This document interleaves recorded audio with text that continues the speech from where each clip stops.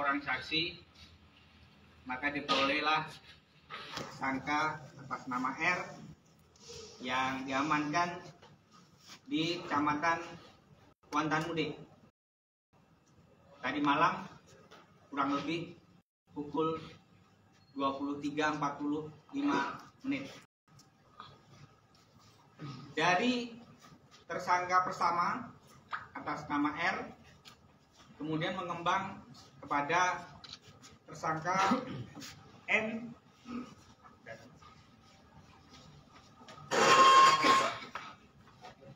dan A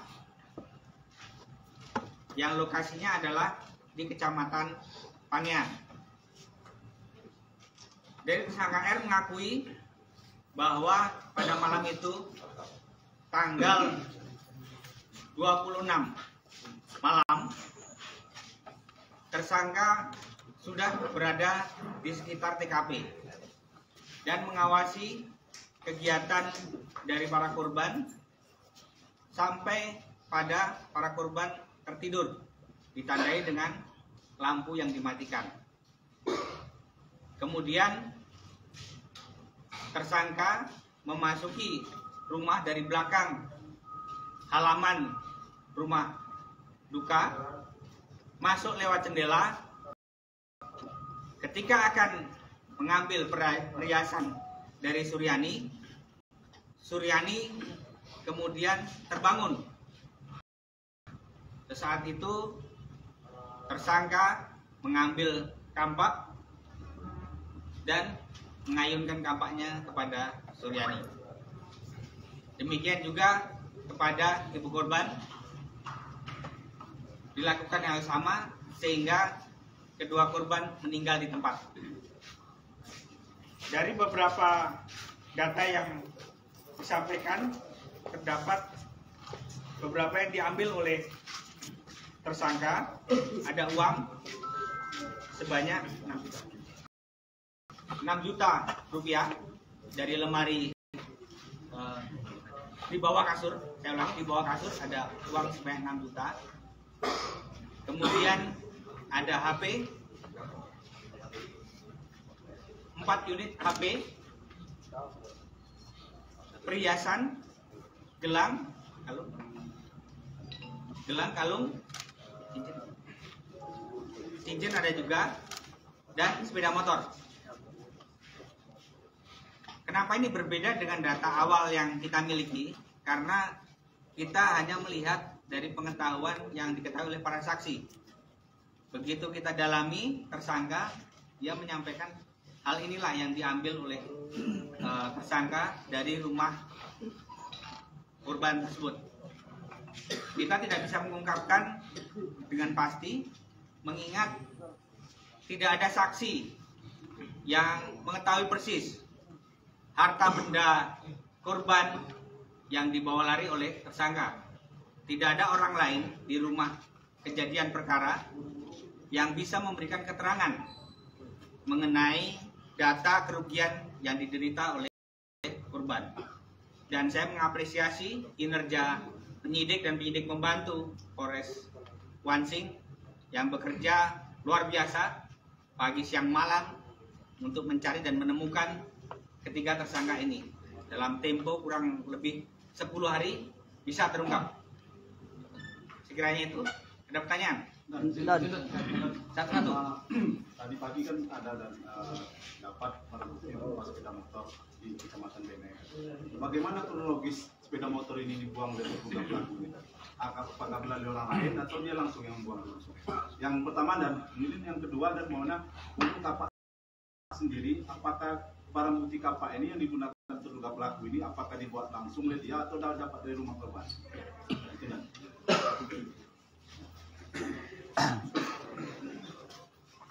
Baik, terima kasih. Kami mencoba menjawab pertanyaannya terkait masalah barang bukti sepeda motor.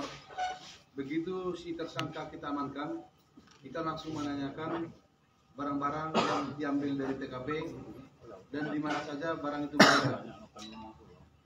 Dari keterangan daripada tersangka sendiri, inisial R, bahwa sepeda motor itu setelah melakukan perbuatan, sepeda motor itu dibawa dari TKP, kemudian singgah di rumah inisial N, dan dari rumah inisial N berangkat ke tempat pembuangan daripada sepeda motor. Di sanalah sepeda motor itu dijatuhkan ke dalam sungai. Yang itu apa ya? Nah, untuk kakak sendiri berdasarkan keterangan daripada tersangka, ketika tersangka memasuki rumah berusaha melakukan pencurian, ketika dia memegang gelang daripada korban S sendiri berteriak sehingga tersangka berlari ke belakang, kemudian mendapatkan kapak, lalu menggunakan kapak tersebut kepada korban. Demikian. Satu lagi. Pertama, selain tugas, mungkin akan mencapai yang pertama. Kemudian yang kedua, peran dari masing-masing pelaku ini, dari ketiganya, kemudian kita melakukan tidak perbuatannya karena eksekusi. Pertama, yang eksekusinya siapa, kemudian yang pelaku ini apa dalam keadaan sadar atau ada pengaruh alkohol atau narkoba. Saya coba jelaskan ya. Dari laporan yang diperoleh dari penyidik membantu dan penyidik Satreskrim bahwa R dibawa oleh N ke TKP, jadi malam Selasa atau Senin malam. Kemudian N ini sempat bolak-balik di depan rumah TKP untuk memastikan situasi. Kemudian R turun dari motor yang membawa adalah N melalui jalan belakang dan mengendap di belakang halaman rumah kejadian perkara. Di situ menunggu korban dalam keadaan lengah ataupun tertidur. Untuk apakah si R dalam kondisi narkoba atau tidak, kita tidak bisa memastikan karena sudah 10 hari yang lalu. Tapi kalau sekarang sudah diperiksa clear. Kemudian motifnya si R ini punya niat awal ingin pinjam uang kepada korban Asna dan Suryani, tapi berpikiran bahwa mungkin karena dia akan membayar utang gade motornya ke tempat yang lain mungkin tidak diberikan, maka dia berpikiran gelap mata untuk melakukan pencurian. Awalnya pencurian, tapi karena situasi korban mengetahui keberadaan pelaku, maka tersangka gelap mata melakukan penganiayaan hingga meninggal dunia. Ada lagi? Peran tersangka A? Hubungan pelaku sama korban apa dan terus antara ketiganya apa hubungan mereka bertiga? Baik, kami jelaskan bahwa hubungan antara pelaku dengan korban secara langsung hubungan daripada darah tidak ada, hanya hubungan mungkin keluarga jauh. Kemudian terkait masalah hubungan antara para tersangka R ini adalah ponakan daripada tersangka N. Jadi si tersangka R ini sering tinggal di rumah tersangka N. Demikian. Kalau peran tersangka A dan Suaminya. Baik, jadi di sini kami dapat menjelaskan bahwa tersangka A ini adalah suami daripada tersangka N. Jadi ketika selesai melakukan perbuatannya, tersangka R ini singgah kembali di rumah tersangka A dan N. Dan di situ menjelaskan perbuatannya melakukan perbuatan pencurian. Dari 3 unit handphone yang diambil oleh tersangka R, itu diserahkan pertama sekali kepada tersangka N. Namun kemudian oleh tersangka A mengatakan bisa menyelesaikan ataupun mengamankan BB tersebut. Sehingga di sini peran dia adalah terkait masalah dugaan kita sekarang ini adalah melakukan pendataan terhadap hasil kejahatan. Demikian. Dan berapa rentang waktu antara tindakan pertama pada korban pertama dengan kedua? Arti setelah melakukan pembunuhan pada anak, berapa lama rentang waktunya? Ada 10 menit, 15 menit, baru dia menyerang itu. Jadi mau izin kami jelaskan masalah rentang waktu karena posisi daripada korban 1 ataupun korban daripada S maupun korban H berada pada satu tempat untuk rentang waktu itu langsung Pak. Jadi ketika dia melakukan kepada korban R, di situ si H menyadari kejadian itu, kemudian tersangka R ini melihat bahwa si korban H ini sudah sadar, di situ langsung dia melakukan langsung Pak. Jadi untuk rentang waktu tidak ada langsung. Berarti kedua korban yang terlelap tidur, kemudian dilakukan pencurian itu bangun, lakukan perlawanan. Ya seperti itu. Nah, dan ini antara R dengan S informasikan kan ini punya hubungan asmara. Tidak ada kaitan dengan hubungan yang sudah berlalu antara keduanya. Sampai saat ini dari hasil penyidikan itu belum ada. Namun demikian pun akan tetap kita dalami. terakhir izin Pak Kapolres, tanggapannya Kapolres terkait beredarnya lapor polisi dengan foto terduga pelaku di media sosial Kapolres. Masuk booming juga Kapolres. Ada memegang tanggapan Kapolres. Nah, ini mungkin hanya berdasarkan pemahaman masyarakat saja. Kita yang realnya adalah rilis ini. Jadi harapannya ke depan apa Kapolres dengan semoga masyarakat tidak dengan mudahnya men-share tindakan kita di lapangan. Takutnya apa? Kita yang amankan belum tentu tersangka, nanti dibilang tersangka ada penghakiman. Jadi kami mengharapkan masyarakat lebih jeli menunggu rilis dari Polres, dalam hal ini aparat penegak hukum, untuk dapat memberikan klarifikasi yang jelas. Karena apa yang didapatkan pada saat di lokasi, mungkin setelah pengembangan nanti kita akan peroleh informasi yang lain dan tidak seperti pemahaman yang dipahami oleh masyarakat pada umumnya. Demikian. Dan Apakah yang dua itu ikut masuk ke dalam rumah, Pak? Dua, yang dua ini tidak. Masuk ke dalam rumah. Cuma satu yang masuk. Yang masuk. Ya. Berarti satu yang membunuh ya. Ya. Satu yang membunuhnya. Oke. Itu yang dua nggak ikut ya. Ya.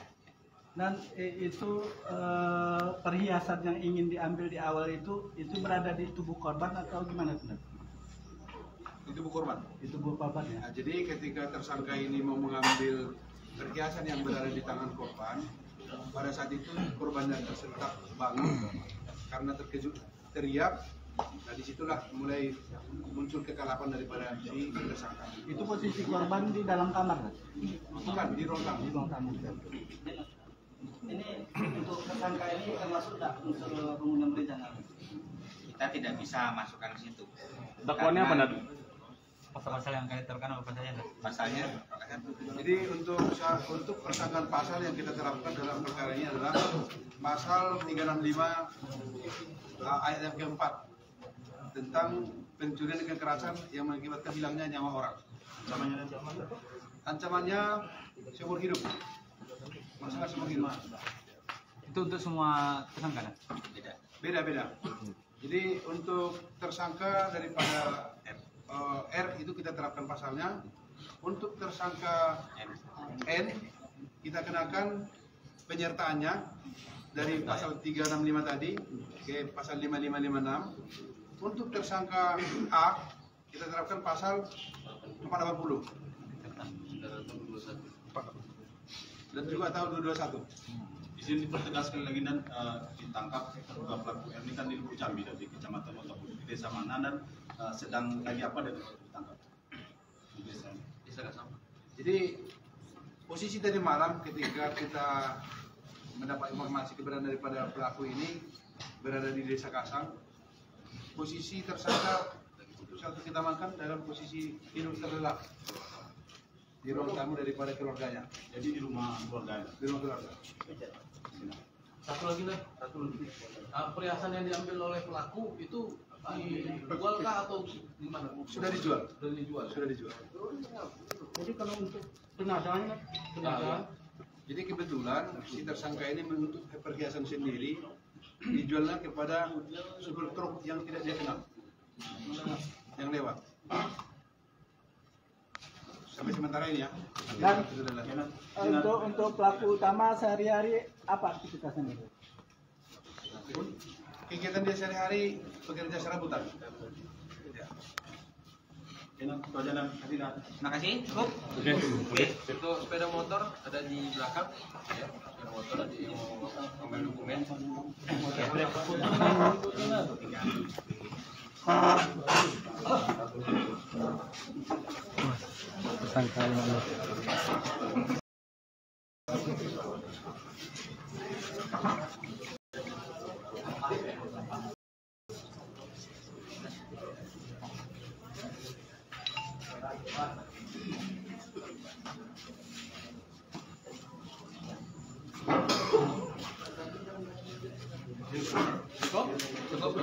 Terima kasih banyak ya.